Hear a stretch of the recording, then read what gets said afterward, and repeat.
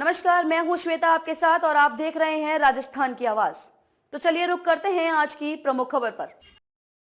रेओदर Bharatiya Janata party रेओदर मंडल द्वारा भाजपा कार्यालय पर शुक्रवार शाम को पुण्यश्लोक अहिल्याबाई होलकर जयंती का विशेष कार्यक्रम आयोजित हुआ। भाजपा किसान मोर्चा प्रदेश उपाध्यक्ष गणपत सिंह राठौड़ ने मुख्य अतिथि वक्ता के रूप में शिरकत की। भाजपा मंडल अध्यक्ष लोहार के नेतृत्व एवं भाजपा महिला मोर्चा की जिलाध्यक्ष दक्षा देवड़ा, जिला मंत्री जगसीराम, पूर्व मंडल अध्यक्ष लोकेश खंडेलवाल का आतिथ्य रहा।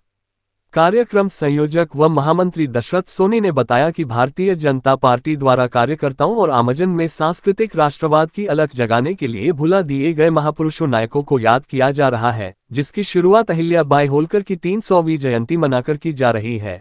बीजेपी के बड़े नेता देश के अलग अलग राज्यों में जाकर अहिल्याबाई होलकर के जीवन और समाज में दिए गए उनके योगदान को याद कर कार्यकर्ताओं में संदेश दे रहे हैं। इसी कड़ी में आज भाजपा रेओदर मंडल द्वारा अहिल्याबाई होलकर जयंती कार्यक्रम आयोजित किया गया, जिसमें मुख्य अतिथियों द्वारा अहिल्याबाई होलकर की तस्वीर पर पुष्पांजलि अर्पित कर एवं दीप प्रज्वलन कर कार्यक्रम की शुरुआत की गई। मुख्य वक्ता राठौड़ ने मां अहिल्याबाई को नमन करते हुए कहा कि अहिल्याबाई होलकर 18वीं सदी की एक महान शासिका और समाज सुधारक थीं, जिन्होंने मालवा क्षेत्र पर शासन किया था।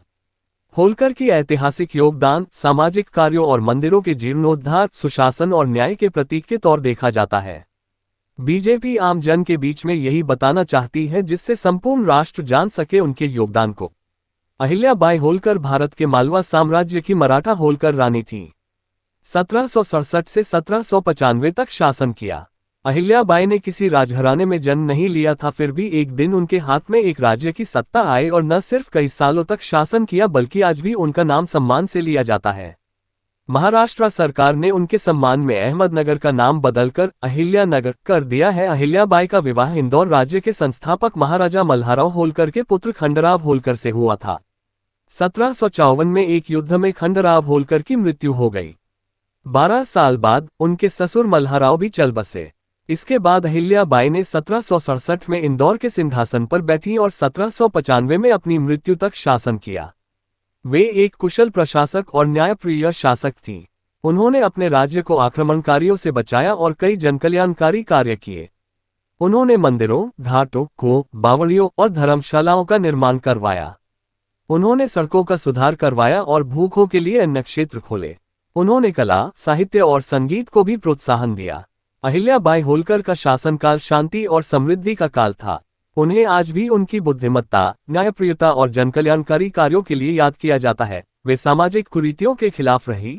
राठौड़ ने कार्यकर्ताओं से आह्वान किया कि जन जन के बीच अहिल्याबाई होलकर की जीवनगाथा पहुंचाने का बीड़ा उठाए। कार्यक्रम में पूर्व मंडल अध्यक्ष लोकेश खंडेलवाल ने कहा कि भाजपा राष्ट्रीय स्तर पर अहिल्याबाई होलकर की 300वीं जयंती मना रही है। उन्होंने माता अहिल्याबाई को राष्ट्रीय प्रतीक और वीरांगना महिला बताया और कहा कि आज पूरा राष्ट्र उन्हें याद कर रहा है, साथ ही उनके बताए मार्ग पर चलने की आवश्यकता जताई। कार्यक्रम के अंत में मंडल अध्यक्ष लोहार ने सभी का धन्यवाद एवं आभार व्यक्त किया।